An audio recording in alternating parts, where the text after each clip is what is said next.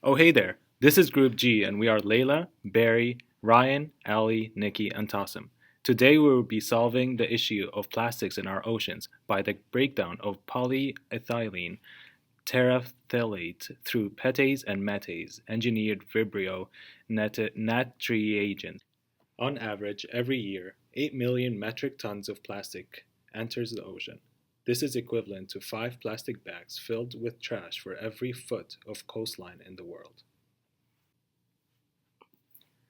Most of the trash that enters the ocean has ended up in the North Pacific Gyre, which is 20 million square kilometers.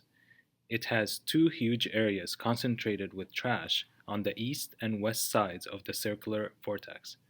Due to the size and changing nature of the ocean, it makes it hard to study, but the current estimate is that there is at least 100 million tons of trash in the gyre. When plastic makes its way to the North Pacific, it is photodegraded as sunlight weakens the bonds, leading to breaking it into smaller and smaller bits. However, the plastics never completely disappear. This results in microscopic bits of plastic covering hundreds and hundreds of miles of ocean. So, what is our solution? We engineer a fast replicating Vibrio and incorporate plastic degrading enzyme genes into it, which makes it able to break down PET into simple compounds that can be used in biological pathways by other microbes.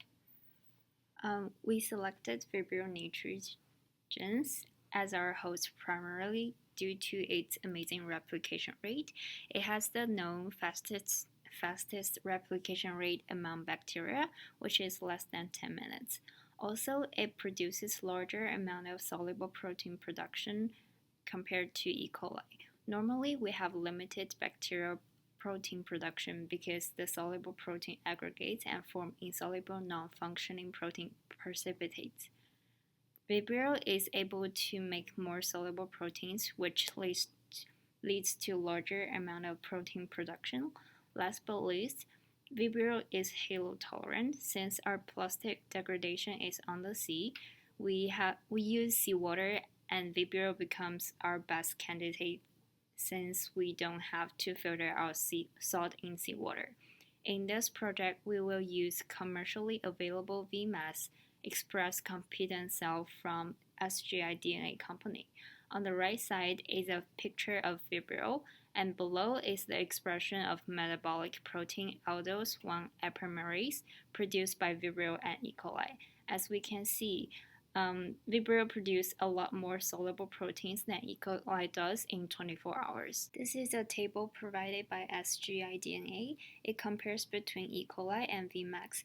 Vibrio is compatible with standard plasmids that are abundantly used in E. coli.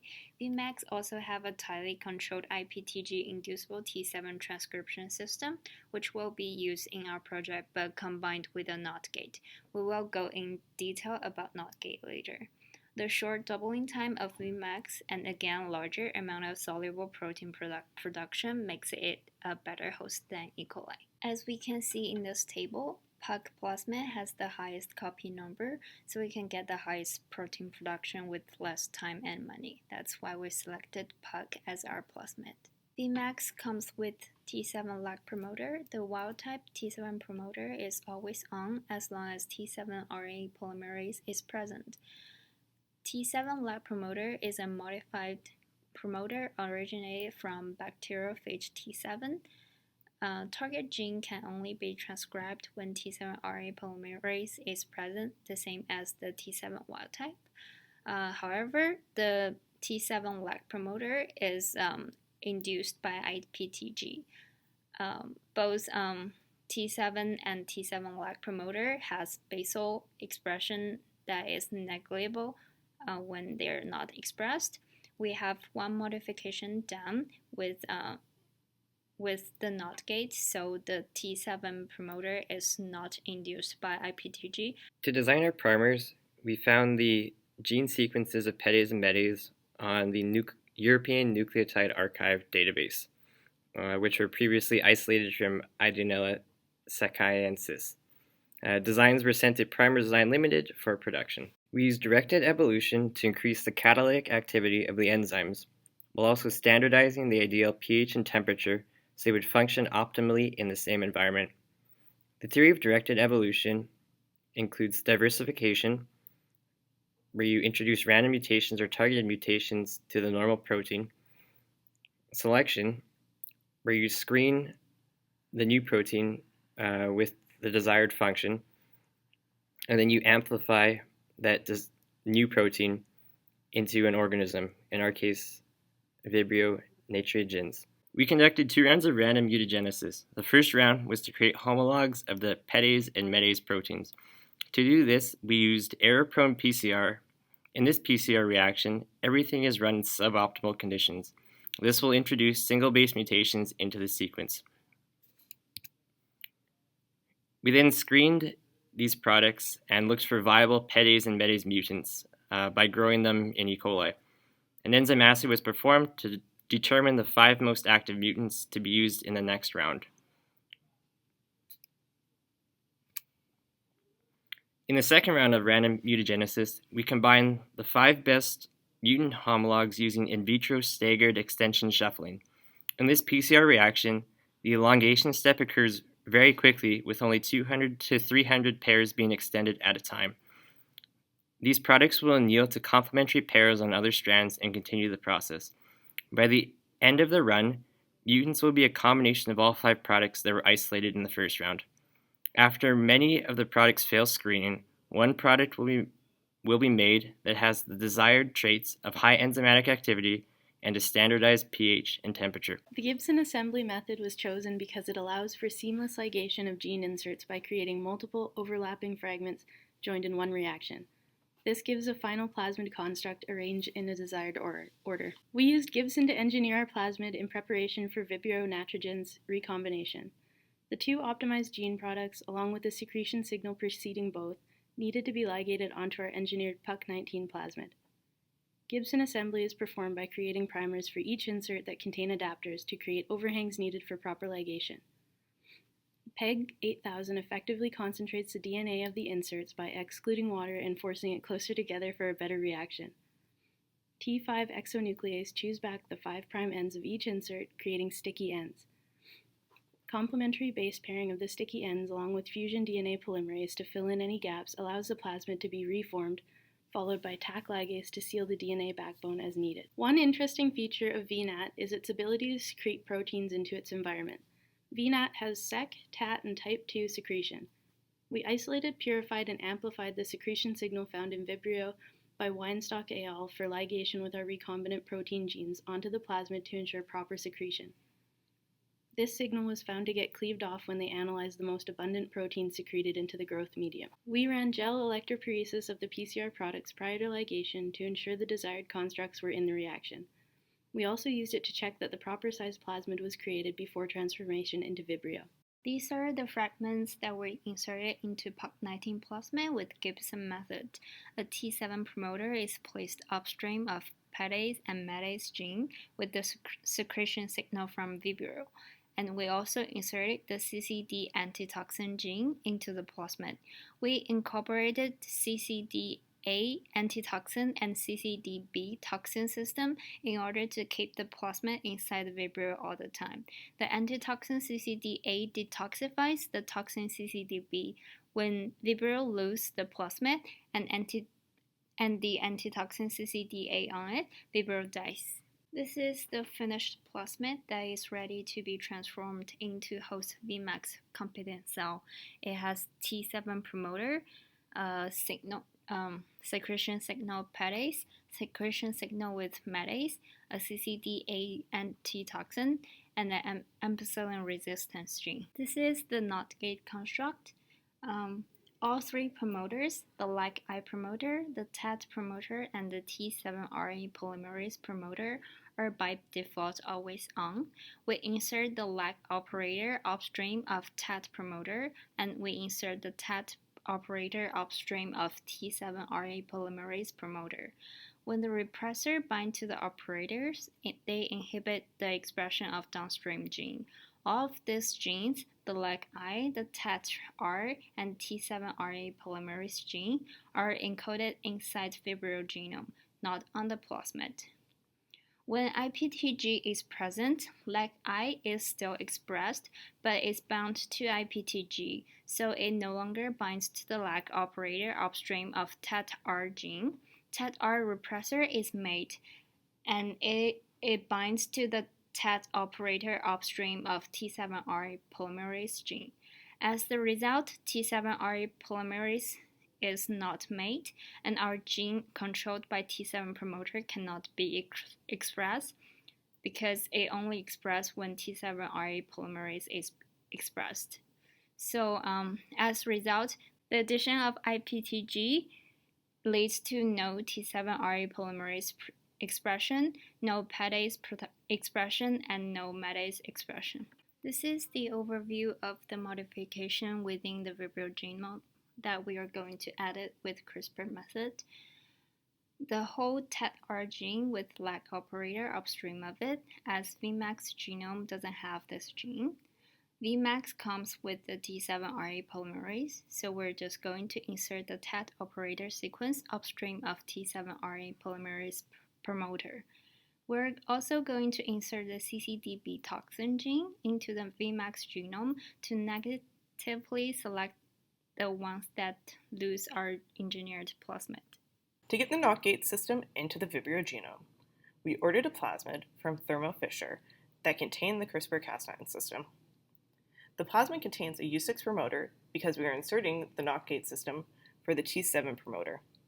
It also contained an ampicillin resistance gene and a PMB1 origin of replication, since it will not compete with the PUC origin of replication on the plasmid that contains the NOT gate system. In bacteria, CRISPR RNA and tracer RNA are separate and form a complex. In this engineered system, the two RNA species are fused into one RNA molecule to form single guide RNA.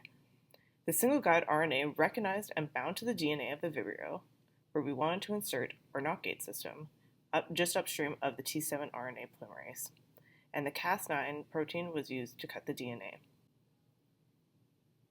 Cas9 recognized a sequence called the protospacer adjacent motif, also referred to as the PAM, and it cut just 3 base pairs upstream of this site. Using electroporation, we transfected the Vibrio with both the plasmid with the NOT gate system and the plasmid with the CRISPR-Cas9 system. Electroporation was used in order to give us the highest transformation efficiency possible. Once both the plasmids were transformed into the Vibrio, the single guide RNA and the Cas9 system bound to the target sequence and cleaved the DNA 3 base pairs upstream of the PAM sequence. After CRISPR makes its cut, the NOT gate system will insert into the chromosome through homologous recombination. We performed a second CRISPR step. When we used the Gibson method to ligate our genes into a single plasmid, we also added an antitoxin CCDA. So in the Vibrio, we used CRISPR to insert CCDB toxin downstream of T7 RNA polymerase. Before we added the PUC19 plasmid, we wanted to ensure that the NOT gate system was inserted correctly, as well as the toxin CCDB. We did this by growing up our cells on nutrient agar, where we selected clones and sent them off for sequencing to McGill University and Genome Quebec Innovation Center to undergo next-gen Illumina sequencing. Using electroporation, we transformed our PUC19 plasmid into the Vibrio with the NOT gate system and the CCDB toxin. To confirm that our plasmid with our genes were transformed into the Vibrio, we sent it off again to be sequenced. We grew the Vibrio in the presence of IPTG in order to repress the expression of our plasmid. In order to get expression of our plasmid, we then diluted out the IPTG. So now that we have a fast-replicating, enzymatically active, and well-controlled bacteria, we can now apply it on an industrial scale. Unfortunately, ocean plastics are located in the ocean. So, in order to get there, we built a boat. It will look just like this. Now, we'll go through all the parts, but here's a general idea of what we want to do as part of the mechanical and bioenzymatic process. First off, we are going to mechanically break down all the plastics into microplastics. We're going to use this by siphoning off the top meter of the ocean gyre and then break it down using something we affectionately call the crushinator into microplastics.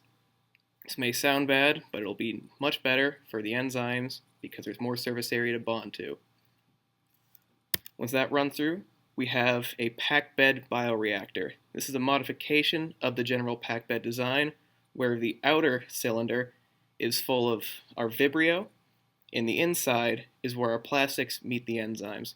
This way we can control the pH and salinity for the Vibrio in its optimal growth conditions while also having optimal enzyme activity later during the PETase and METase digestion. Once that's all done, we're going to have the ethylene glycol, TPA, any undigested plastics, and our PET and METase move on to the next bioreactor. Now that PET has been digested to ethylene glycol and TPA, we can now further purify and isolate these. Ethylene glycol is easy enough to remove, it's insoluble, and crashes out of water rather easily. TPA we can use as the sole carbon and energy source for the bacteria Comomonas strain EP6, which is convenient for us. Any remaining plastic is then sequestered off and stored until we can get back to shore and put it in a proper recycling plant. And the remaining solution is then sent back and recycled in the first bioreactor. Well, what can we do with this? Well, we can put any sort of gene we want into Comomonas to make it make any industrial product we want, like ethanol, or caffeinated ethanol, or soap. So there you have it. We have shown how to genetically engineer fast-replicating bacteria to break down plastics into simple compounds that can be utilized by other organisms' metabolic pathways in a contained vessel. We hope you enjoyed our initiative to save our oceans and marine life. Thanks for watching.